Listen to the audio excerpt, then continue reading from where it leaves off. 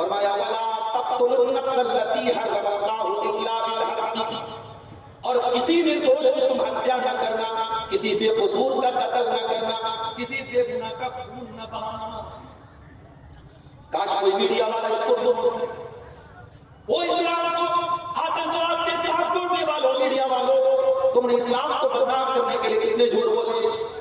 قرآن کی آیت تمہارے منہ پر تھپڑ مار رہی ہے اور قرآن کی آیت یہ بتا رہی ہے کہ اسلام کا اسلام ایک بھی قصور کی ہتیا کرنے کو کوئی مانوتا کی ہتیا کرنا۔ اللہ نے فرمایا من قتل نفسا بغیر نفس او فساد فی الارض فکأنما قتل الناس جميعا، جس نے ایک انسان کو قتل کیا، ایک انسان کی جان لی، اس نے پوری انسانیت کی جان لی۔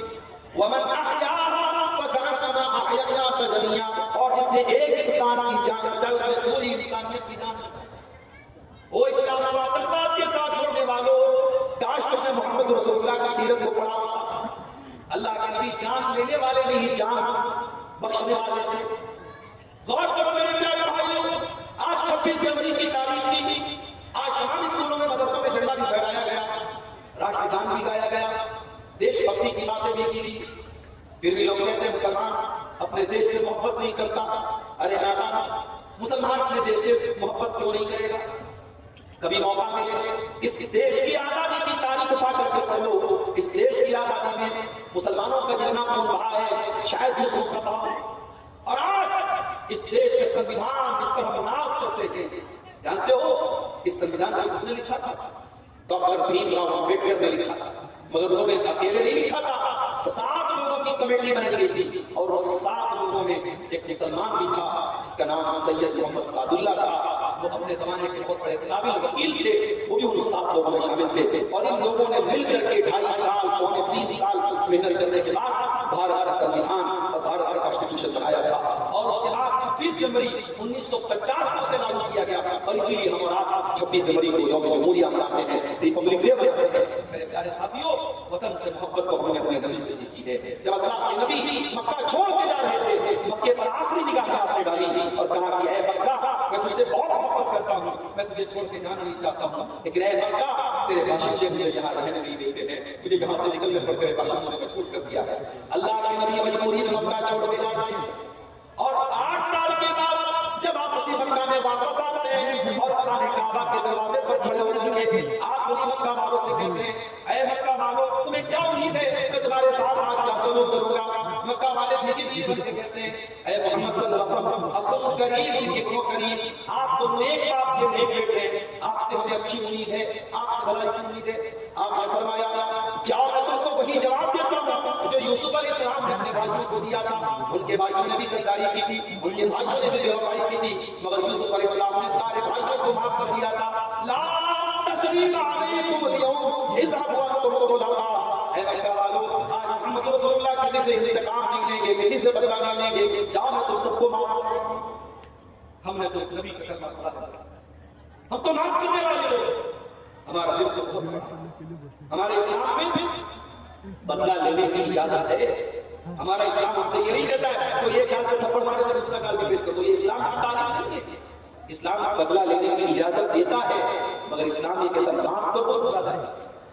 آگے رمضان کا مہینہ آنے والا ہے، رمضان میں ہم لوگ رات میں دعا پڑھتے ہیں اللہم انک عفو تحب العفو فاعف عنی، اے اللہ تو معاف کرنے والا ہے اور معافی کو تو بہت پسند کرتا ہے۔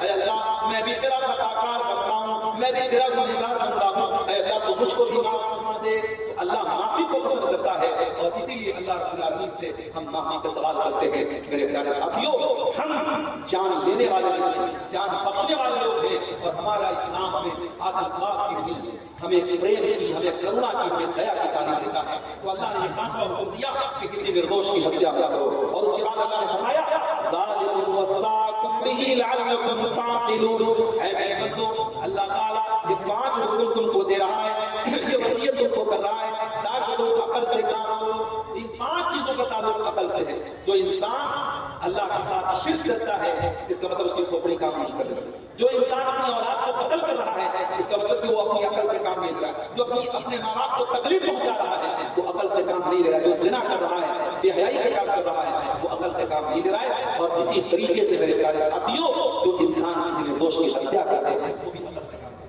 اب اور آگے بڑھیے. ہمارے پاس 2 آیتیں اور ہیں اور ان 2 آیتوں میں جو دوسری آیت ہے اس میں اللہ نے 4 باتیں فرمایا ولا تقربوا مال الیتیم. یتیم کے مال کے قریب مت جانا. جو بچہ اناتھ ہو جائے یتیم ہو جائے جس بچے کے باپ کا انتقال ہو جائے جس بچے کے سر سے باپ کا سایہ نہ ہو اس کو کوئی بھی تھپڑ مار کے نکل جاتا ہے. اس کا کوئی سامنے حال نہیں ہے. جس بچے کا کوئی بھی سامنے حال نہیں ہے اللہ رب العالمین اس کے حقوق کی ذمہ داری لے رہا ہے. اللہ فرما رہا ہے خبردار یتیم کے مال کے قریب بھی مت جانا. ہاں اگر تمہاری پرورش میں کوئی یتیم بچہ آ جائے تمہاری ذمہ داری میں کوئی یتیم بچہ آ جائے تو قرآن کیا کہتا ہے الا بالتی ہی احسن. بہترین طریقے سے اس کا مال اس کے اوپر تم خرچ کر سکتے ہو. اس کا مال تم اپنے اوپر خرچ نہیں کر سکتے. یتیم کے مال میں سے 1 پیسہ بھی اپنی ساتھ تمہارے لیے خرچ کرنا جائز نہیں ہے. یتیم کے مال میں کوئی. اس کے بعد فرمایا وَقُلْ كَيْلَ وَالْمِيزَانَ بِالْقِسْطِ. اور اے میرے بندو جب کوئی سامان ناپ کر کے دیا کرو تول کر کے دیا کرو تو پورا تول کر کے دیا کرو. سامان کے ناپ تول کر کے دو تو پورا ناپ تول کر کے دو. اس میں کم نہیں.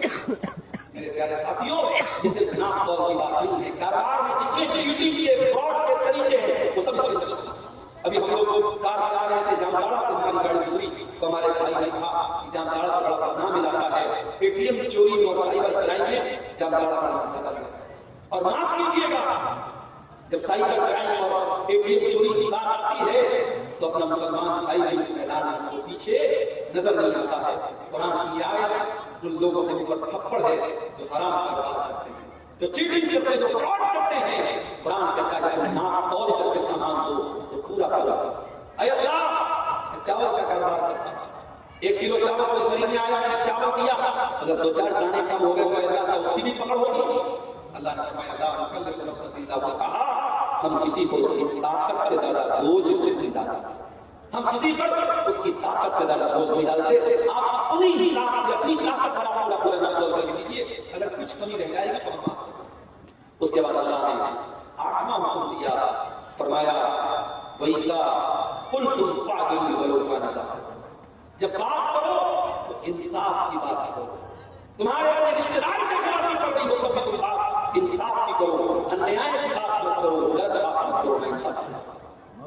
اسلام نیاء کا دین ہے. اسلام انصاف کا دین ہے. اسلام ناانصافی کو پسند نہیں کرتا ہے.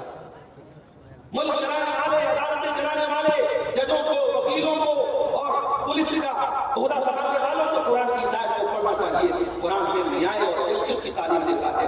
جہاں قانون میں بٹوارا آ جائے جہاں قانون میں پچھپاٹ آ جائے جہاں میری اور تیرے کی بات آ جائے پھر وہاں نیاء باقی نہیں رہے گا. قرآن میں نیاء ہے.